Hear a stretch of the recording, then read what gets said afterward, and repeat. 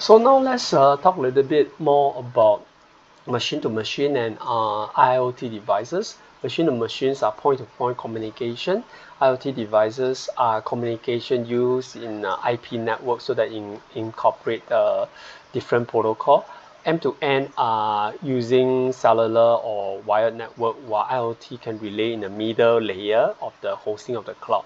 So device and M2M device are not necessarily relying on internet connection, but they can kind of connect to each other. Majority of the cases for IoT, they are active internet connection. So different parts of machine-to-machine and IoT, there's still some differences, but the whole idea is the communication between both parts of it. Yeah. So the cloud it's not a single computer but virtual cloud, and then it can kind of work cloud to cloud. So cloud computing becomes an important part of data storage, data analytics, and software via internet. So infrastructure of cloud computing could be from your phone to laptop to desktop, right? Deployment of a cloud computing could be a private, a public, private, or community, or sometimes it's a hybrid cloud. So hybrid cloud will means that the cloud is actually shared. So a public cloud is basically anyone that can access to it. Customers do not have control, just like Google Cloud. Okay, and then private cloud are places where the clouds are privately owned by a company, so that is more secure in high demand. Sometimes like banks and government do have their own private cloud, or sometimes called gov cloud. So hybrid cloud is both users a private and public cloud, so it can maintain in a separate entity, and then how we can actually know and then have an external provider. And of course a hybrid cloud is scalable and more flexible. So community cloud is a cloud that is mutually shared between communities of not particularly any community, so that members can share their privacy and some of the performance can be kind of shared. So sometimes it does raise some security concerns, but this is kind of a community cloud that we can actually think of. So role of cloud computing is right now cloud systems are good systems of solutions, handle bigger data, as a traditional computer not capable of handling bigger data. It will be easier and more efficient to perform respective analysis with the cloud. So data analysis system could be unavoidable and components that are necessary for implementation of the industries 4.0. Augmented reality is overlay information to the object, and it gives us a particular interest in the design of the production systems, so that you can actually generate things faster. Yeah, this is kind of serviceable way to look at things with augmented reality. Yeah. So application of AR, augmented reality, in such cases is operation, maintenance, remote assistance, training, quality control, safety management, and design visual management.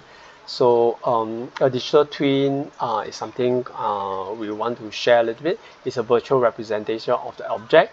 A twin can also be a process twin or a product twin. Right, a lot of time building we do have a product twin, which is the building itself. So it is a digital replica of the physical world, right? So like this is a kind of connected, and then basically it represents the physical world and give created a simulation performance that can predict a performance. So it can integrate Internet of Things, artificial software into the entire product lifecycle. So how the twin work is there's a virtual model. It reflects the physical object, and then the object has certain sensors that it can able to function, and then this is able for us to have a perspective of the physical performance itself. The data is then relayed into a processing system where it applies some of the digital copy. So digital twin can actually run simulation, performs issues, push possibility and improvement through different sites. So digital twin versus simulation, simulation and digital twin both utilizes digital model to replicate systems and various process. Digital twin is actually a virtual environment that can make considerably richer and more better in a way. Okay, so sometimes twin have a better understanding consistency of a data. It can have a wide range of error. So with that, as you can see, some of the graphics, you can know where the things might happen wrongly, so they can use digitally to test out what's happening as a digital twin. So some advantage is better in the R&D perspective, having greater reliability, cost reduction, and the product life cycle could be actually be better able to kind of predict. So digital twin is also good for physically large object, complex equipment projects, power equipment, and projects that needs to streamline efficiency, so that you can have the twin by itself. So twin for industries, therefore able to access these in terms of large process, building systems, healthcare, or planning, or some disasters management could use digital twin to simulate what's happening. So this is how we actually can do that.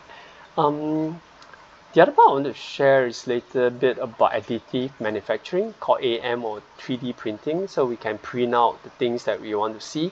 So we can print out different things from aerospace products to healthcare product. So 3D printing in terms of additive manufacturing kind of defined by ASTM method, can really through the CAD system, and then a common characteristics for additive, right?